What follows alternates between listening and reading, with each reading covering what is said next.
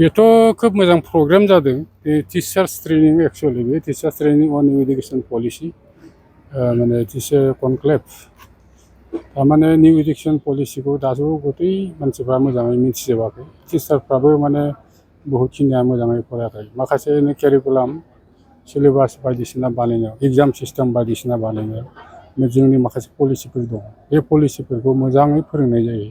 बे पलिसिफोरखौ बयबो फरायाखै जानो हागौ बेफोरखौ मोजाङै बाहाय फोरोंनाय जादों ओमफ्राय मोनसे एग्जाम सिस्टेमा बिराद इम्पर्टेन्ट एग्जाम सिस्टेमा गाज्रिबाथाय इनस्टिटिउसना गाज्रि एग्जाम सिस्टेमा मोजांबाथाय इनस्टिटिउसना मोजां बेबायदि आरोखि खोथाया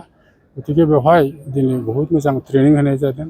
स्पेसियेलि जोङो स्मार्ट पर्टेल माबोरै एडमिसन जायो ओमफ्राय माबायदियै बेखौ रेजिस्ट्रेसन खालायो बोरै बियो गथ'आ माने मोजाङै फरायनो मोनो बिनि सायाव मोजाङै मोनसे दिनै बे पर्टेलाव बुंनाय जादों आरो एग्जामावबो बोरै माने गावनि मार्कशिटखौ डाउनलड खालामनो हायो बोरै फर्म फिलआप खालामनांगौ बोरै रेजिस्ट्रेसन खालामनांगौ बेफोरखौ मोजाङै टिचारफोरनो मोजाङै डिटेल हिसाबै बे कनक्लेभआव फोरोंनाय जादों ट्रेनिं होनाय जादों गतिके बेफोर मोनसे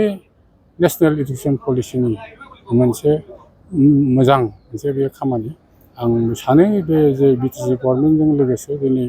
बड'लेण्ड इउनिभारसिटिया बे प्रग्रामखौ लादों गथै सानथामनि थाखाय बे खोब मोजां जादों होननानै आं सानो बेफोरबायदि माबाखौ माने इन्डिभिजुवेल मोनसे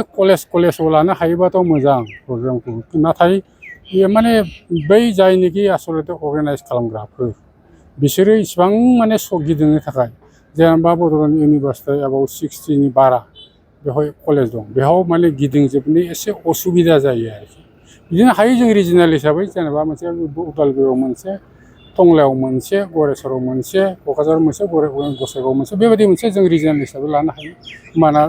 टिचारफोरनि संख्या एसे खम जायो फोरोंनो एसे मोजांसिन जायो आरो बिदि मोनसे रिजनेल हिसाबै लानो हायोबाथ' खोब मोजां खिन्थु आंनिबा बयबो इडुकेटेड